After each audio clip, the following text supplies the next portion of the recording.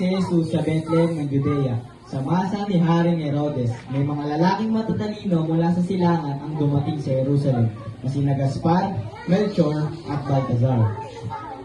Saan matatagpuan ang ipinanganak na hari ng mga Hudyo? Nakita namin ang paglitaw ng kanyang bituin sa silangan. At maparito kami upang siya ay sambahin. Ang palasyo ni Herodes.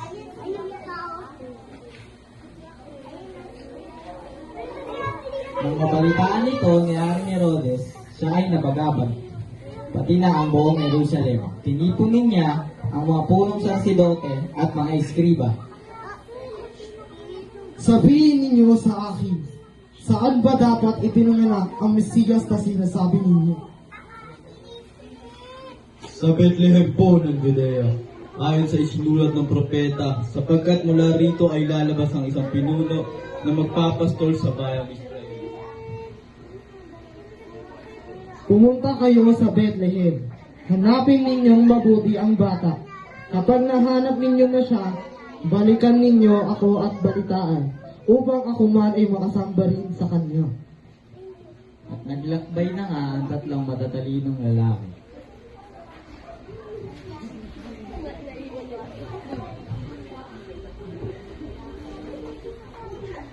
Muling lumitaw ang bituin at nagura sa kanila hanggang suminto ito sa tapat ng kinaroroonan ng bata. Naglakbay sila ng naglakbay, naglakbay, hanggang tumigil ang bituin sa kinaroroonan nila Jesus.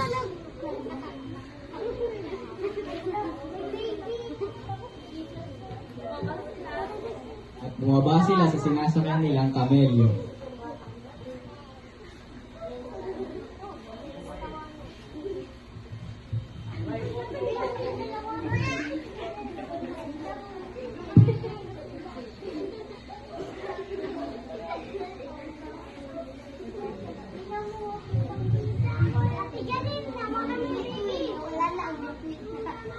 Narito na ang hari.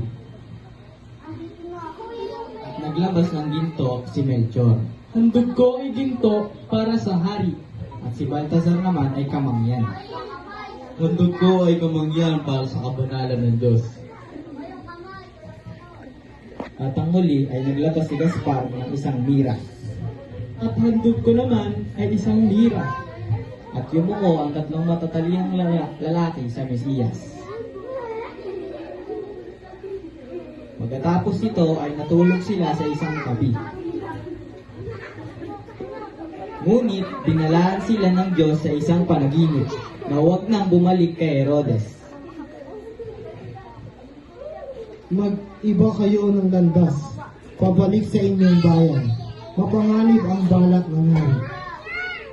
Kaya't nag-iba nga sila ng daan patungo sa kanilang sariling lupain. At doon nagtatapos ang kwento.